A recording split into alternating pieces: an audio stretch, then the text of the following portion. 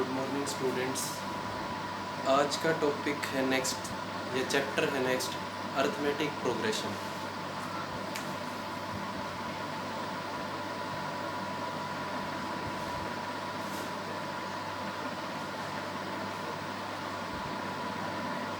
Arithmetic progression chapter 5 NCERT.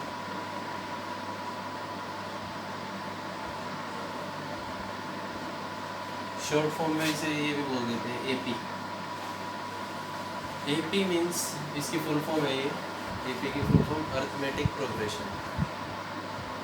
क्यों ये chapter consideration में आया, क्या रीज़न था? हमने कभी सीरीज़ देखी होगी। सीरीज़ का मतलब मान लो मैं लिखता हूँ 1 2 3 4 5 अब तो इनफाइनाइट तक लिख दूँ, या ऐसे लिख देता हूँ 1 2 3 4 5। सिर्फ यहाँ रिस्ट्रिक्ट कर दिया, इसमें रोक दिया। और भी कोई सीरीज हो सकती है 2 -2 2 फिर -2, अब तो चलती रहेंगी। और एग्जाम्पल हो सकते हैं 3 6 9 12। ये सभी क्या है? सीरीज है, सीरीज है। अब कोई भी सीरीज तो सभी है, लेकिन कोई भी सीरीज इसमें कब होगी, मीन्स एपी में कब होगी, वो अर्थमेटिक प्रोग्रेशन कब कहलाएगा? कोई भी सीरीज अर्थमेटिक प्रोग्रेशन की सीरीज कब कहलाएगी? जैसे मान लो मैं यहाँ पर लिखता हूँ 2 5 7 8 10। अब है ये भी एक सीरीज, 2 5 7 8 10 एक सीरीज है। फिर मैंने लिख दिया 4 8 12 16, ये भी एक सीरीज है। तो किसी भी सीरीज को अर्थमेटिक प्रोग्रेशन होने के लिए क्या कंपलसरी होगा?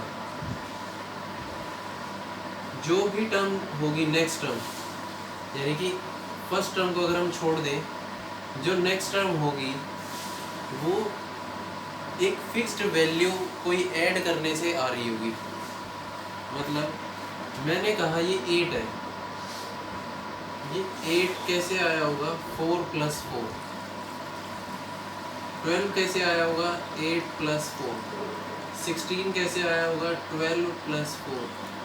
कहने का मतलब क्या है? जो नेक्स्ट टर्म है वो प्रीसीडिंग टर्म में कुछ एक फिक्स्ड वैल्यू ऐड करने से जब मिले, उस सीरीज को हम क्या बोलते हैं कि वो सीरीज किस में है? एपी में है। जैसे यहाँ 8 है, 8 के लिए प्रीसीडिंग टर्म कौन सी है? पहले वाली टर्म 4, उसमें मैंने एक फिक्स्ड वैल्यू ऐड की 4। वो 4 कैसे आ रहा है ये भी बताऊंगा अभी। 12 से प्रीसीड करते हुए वैल्यू 8, इसमें क्या ऐड किया? वही सेम वैल्यू जो हमने प्रीवियस टर्म में ऐड की है। 16 कैसे आया होगा? 12 प्रीसीडिंग टर्म प्लस में एक वो फिक्स्ड वैल्यू। ऐसे ही नेक्स्ट अगर मुझे वैल्यू निकालनी हो तो क्या लिखूंगा मैं? 16 + 4, यानी कि नेक्स्ट वैल्यू इस सीरीज में क्या आएगी? 20। तो इन सभी वैल्यूज को जो ये कॉमा से सेपरेटेड है, इनको हम बोलते हैं टर्म्स। क्या बोलते हैं? टर्म्स। हिंदी में पद बोलते हैं। तो टर्म्स है ये हमारी अर्थमेटिक प्रोग्रेशन की, एपी की। और आ कैसे रही है? प्रीसीडिंग टर्म में एक फिक्स्ड वैल्यू को ऐड करने से हमें ये वैल्यूज मिल रही हैं, तो उसे हम बोलते हैं given series in AP. AP में वो सीरीज है। और एग्जांपल देखते हैं, उसके बाद थोड़ा सा और क्लियर होगा। मान लो मैंने लिख दिया यहाँ पर -2 0 2 4 6 ऐसे। अब यहाँ पर फिक्स्ड वैल्यू क्या होगी? 0, ये सेकेंड टर्म है। अगर मुझे यहाँ से -2 से नेक्स्ट 0 चाहिए तो -2 में क्या ऐड करना पड़ेगा? +2, यानी कि ये 0 कैसे आया होगा? प्रीसीडिंग टर्म में +2 ऐड करके, तभी आया होगा 0। ये 2 कैसे आया होगा? प्रीसीडिंग टर्म में 0 में 2 ऐड करके, तभी तो मिला होगा 2। ये 4 कैसे आया होगा? प्रीसीडिंग टर्म में 2 ऐड करके, यानी कि 4।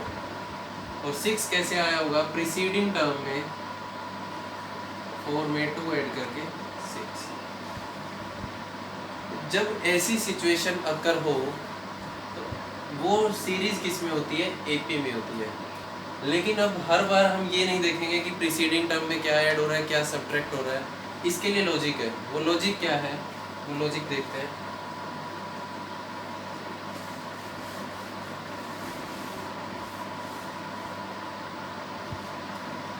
मान लो मैंने कोई सीरीज लिखी है 3, 6, 9, 12।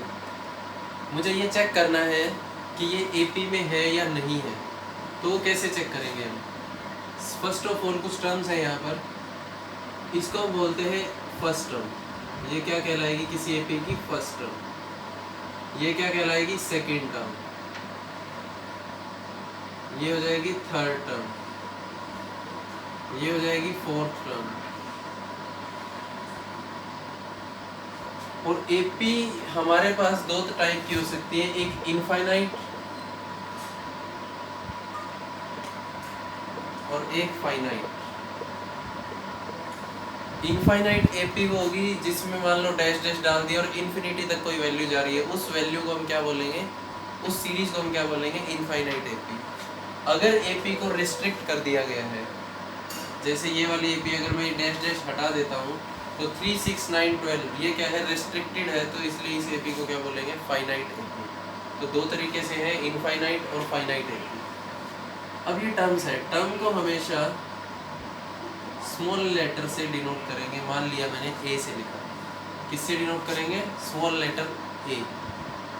अब फर्स्ट टर्म है तो इसको लिखेंगे हम A1, सेकेंड टर्म है तो A2, थर्ड टर्म है A4, और चलते चलते कहाँ तक पहुँच जाएंगे, मान लिया किसी nth टर्म तक पहुँच गए, 1, 2, 3, 4, 5, 6, 7 अप टू n टर्म्स तक। तो A1 क्या बता रहा है आपको, फर्स्ट टर्म, यानी कि यहाँ से A1 की वैल्यू हमें क्या मिल जाएगी 3, A2 की वैल्यू 6, A3 की वैल्यू 9, A4 की वैल्यू 12। ये वैल्यूज़ आ गई अगर मैं इस AP को इस AP से कंपेयर करता हूँ। ये कोई भी जनरल सीरीज है AP में। अब अगर ये AP में है तो क्या कंडीशन होती है, एक टर्म आएगी कॉमन डिफरेंस। क्या आएगी, common difference denoted by small d। If the difference between two consecutive terms are same, क्या लिखेंगे, if the difference between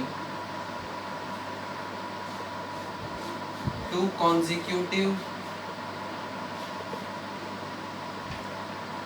terms is same,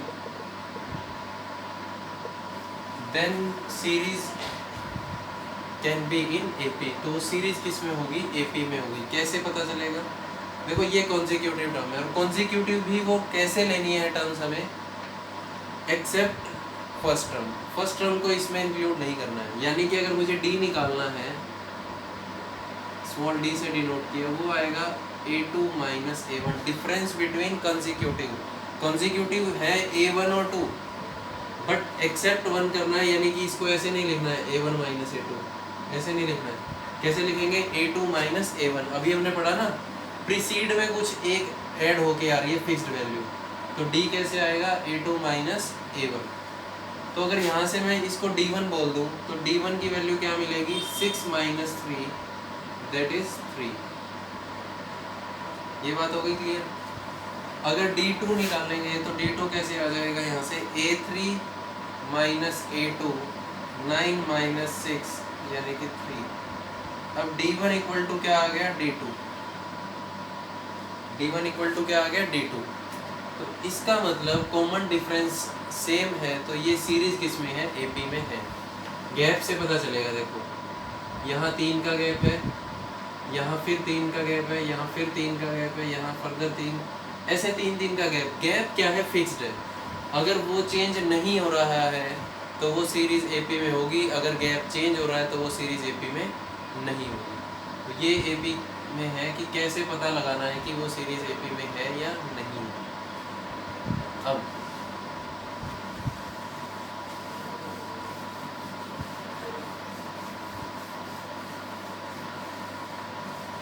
मान लो किसी ने कह दिया A2 A3 A4, चेक करो कि ये AP में है या नहीं है। चेक करने के लिए क्या करेंगे, D1 फाइंड आउट करेंगे, 2A माइनस A, 2A में से एक A गायब हो गया तो एक A बचेगा। D2 3A में से 2A गायब हो गए तो एक A बचेगा, यानी कि D1 इक्वल टू किसके आ रहा है, D2 के। इसका मतलब ये सीरीज किस में होगी, AP में होगी। If this series in AP then find the next 3 terms। अगर ये सीरीज AP में है, हमने चेक कर लिया, then find the next 3 terms। next 3 terms निकालने के लिए क्या करेंगे, देखो ये first term A1 A2 A3 A4 means हमें क्या फाइंड आउट करना है, A5। A5 कैसे वैल्यू आएगी, प्रीसीडिंग वैल्यू में फिक्स्ड वैल्यू को जोड़ दें, प्रीसीडिंग वैल्यू में फिक्स्ड वैल्यू को जोड़ दें। तो A4 कितना है, 4A, फिक्स्ड वैल्यू कितनी है, वो कॉमन डिफरेंस है, तो 4A प्लस A कितना आ गया, 5A। ऐसे ही A6 निकालना हो तो क्या करेंगे, प्रीसीडिंग वैल्यू में कॉमन डिफरेंस ऐड कर दें। A5 कितना आया है, 5A plus A, it means 6A। ऐसे ही नेक्स्ट थर्ड टर्म निकालनी है, यहाँ से थर्ड कह रहा है, A7 क्या होगा, प्रीसीडिंग में D जोड़ दें, तो यहाँ से वैल्यूज हमें मिल गई। Next 3 terms 5A 6A 7A। तो यहाँ पर हमने क्या पता लगाया कि पहले तो चेक किया वो AP में है या नहीं, अगर AP में था तो हमने क्या किया, उसकी नेक्स्ट 3 टर्म्स फाइंड आउट किए। ये प्रोसीजर है किसी भी AP में वैल्यूज फाइंड आउट करने के लिए।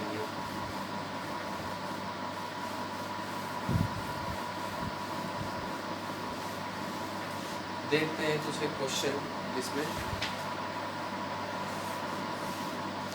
मान लो कह रहा है A2 है, -2 है, D 0 है। अगर वो AP में गिवन कर रहा है, उसने मेंशन क्या किया है, write first 4 terms of the AP if the first term and common difference given as follow.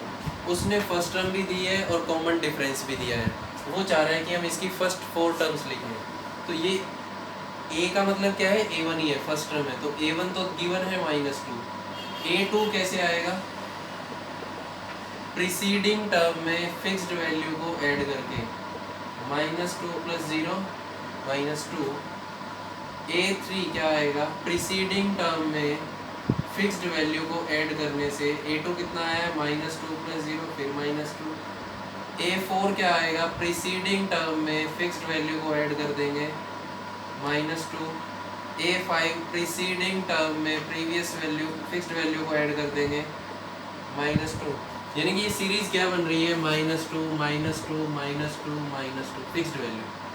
अब यहाँ से पता चला कि यहाँ पर गैप कितने का है, 0 का, कोई गैप ही नहीं है, 0 का है। इसका मतलब जो D होगा, D कैन बी, D क्या है, common difference can be positive, negative और 0।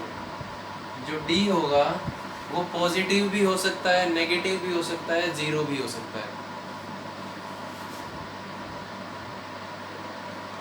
और वो पॉजिटिव नेगेटिव 0 का मतलब positive number, negative number, all numbers, चाहे वो रियल नंबर हो, रियल नंबर भी हो सकता है, मान लो कि आ जाए प्लस का 2/3 आ जाए, D पॉसिबल है। D की वैल्यू नेगेटिव -2/3 आ जाए, ये भी पॉसिबल है। D की वैल्यू 0 आ जाए, बिल्कुल पॉसिबल है। ये रहा एग्जांपल। तो D can be positive, negative और 0 मीन्स रियल नंबर होगा D, तो पॉसिबल है केस D के लिए। तो ये ध्यान रखना है इसमें।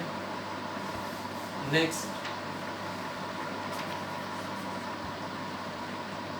मान लो A की वैल्यू दी है -1.25, D की वैल्यू दी है -0.25, यही आई थिंक, हाँ यही है। A की वैल्यू है -1.25 और D की वैल्यू है -0.25। नेक्स्ट 4 टर्म्स फाइंड आउट करनी है। A1 तो गिवन ही है, -1.25।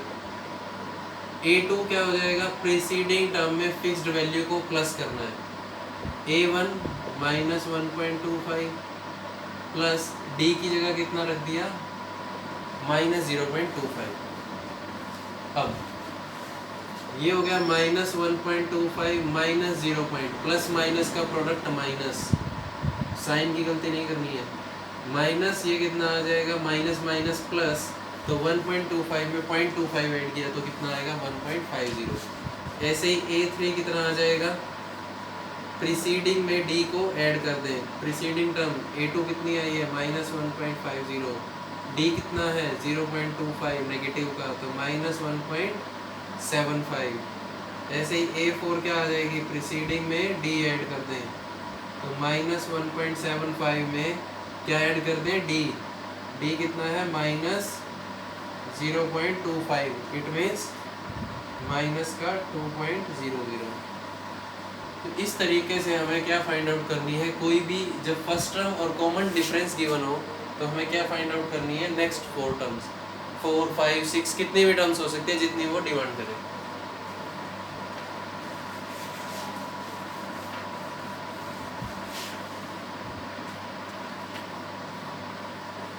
नेक्स्ट है, for the following APs right the first term and the common difference. आपको एपी दी हुई है, एपी क्या है 1/3, 5/3, 9/3, 13/3, 13/3 है, 1/3 है। ये कोई भी एक एपी गिवन, वो कह रहे हैं first term and common difference find out करो। तो ए फर्स्ट टर्म क्या हो जाएगी, बिल्कुल पहली टर्म किसी भी सीरीज के अंदर, वो क्या होगी फर्स्ट टर्म। डी क्या होगा कॉमन डिफरेंस, A2, यहाँ लिख देता हूँ मैं, A2 माइनस A1। A2 की वैल्यू कितनी है 5/3, A1 की वैल्यू 1/3, सोल्व करोगे तो 3 LCM, 5 माइनस 1 4/3, यानी कि D कितना आ गया 4/3। अब यहाँ D1 D2 फाइंड आउट नहीं करना है, उसने क्या कहा है 4 गिवन AP। गिवन AP का मतलब क्या है, AP उसने गिवन की है, गिवन की है तो ओनली D बताना है। D1 D2 कब निकालना है, जब चेक करना हो कि वो AP में है या नहीं है। तो D किस लिए है, सिर्फ कॉमन डिफरेंस फाइंड आउट करने के लिए। अगर AP गिवन है, चेक करने के लिए आप चेक कर सकते हैं, तो D1 इक्वल टू D2 के लिए रिजल्ट ट्रू होना चाहिए।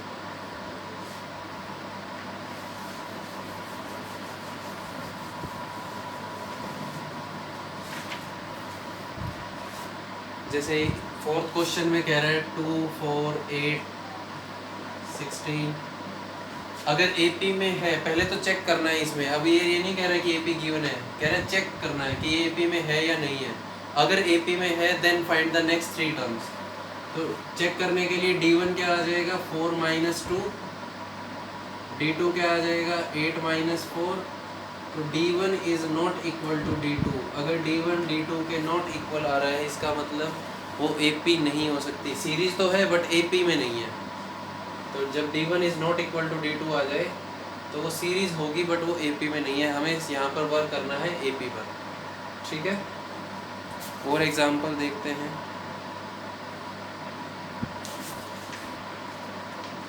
Zero point two 0.22, 0.222, 0.4 times 2।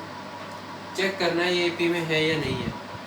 तो D1 क्या होगा A2 माइनस A1, 0.22 माइनस 0.20 लिख सकते हैं इसको। तो वैल्यू क्या आएगी 0.02।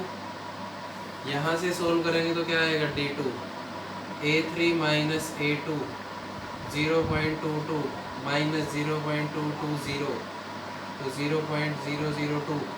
चेक करो क्या D1 is equal to D2 आ रहा है, नहीं आ रहा है। ये है 2/100, ये है 2/1000, तो इक्वल नहीं है। ये है 2/100, ये कितना है 2/1000। तो D1 is not equal to D2, so that the given series is not in AP।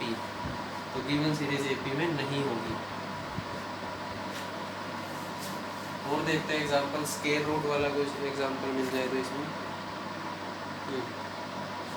√2, √8, √18, √32। Check करना है ये AP में है या नहीं है। वही process, D1 is equal to A2 minus A1। ये हो गया √8 माइनस √2। √8 को क्या लिख सकते हैं 2√2, ऐसे लिख सकते हैं ना, 4 इंटू टू, 4 को क्या लिखेंगे, 4 का स्क्वायर रूट 2, यानी कि 2 root 2 minus square root of 2। 2 root 2 में से एक रूट 2 माइनस हो गया तो क्या बचेगा, पॉजिटिव रूट 2। ये आ गया D1। You have to find D2। A3 minus A2। A3 की वैल्यू कितनी है, रूट 18। रूट 2 की वैल्यू कितनी है, रूट 8। रूट 18 कितना हो जाएगा, 3 रूट 2। कैसे होगा, 9 इंटू 2 को क्या लिखेंगे, 3 रूट 2। 9 का square root, complete square root है इसका 9 का। रूट 8 हो जाएगा 2 रूट 2। 3 रूट 2 में से 2 रूट 2 गए तो ये क्या आ गया, root 2। D1 is equal to किसके आ गया, D2 के। If D1 equal to D2 given series in AP, given series in AP। अब नेक्स्ट टर्म भी फाइंड आउट करनी है, तो नेक्स्ट टर्म निकालने के लिए ये 4 टर्म्स है काउंटिंग में, 1 2 3 4। फिफ्थ टर्म निकालनी है तो फिफ्थ कैसे आएगी, 4 प्लस D। प्रीसीडिंग में फिक्स्ड वैल्यू ऐड करेंगे, A4 ये है रूट 32 और D कितना आ रहा है हमारा, रूट 2। तो रूट 32 कितना हो जाएगा, देखो 4 रूट 2 लिखा जाएगा, ये 16 इंटू 2, 4 रूट 2 प्लस रूट 2 कितना आ जाएगा, 5 रूट 2। अब हमें आंसर इस हिसाब से लिखना है तो इसमें लिख देंगे। 5 को जब रूट के अंदर ले जाएंगे तो ये क्या बन जाएगा, 25 इंटू 2, और 25 इंटू 2 रूट 50, यानी कि नेक्स्ट टर्म क्या आ जाएगी, रूट 50। ऐसे ही A6 निकाल लेंगे, A5 प्लस D।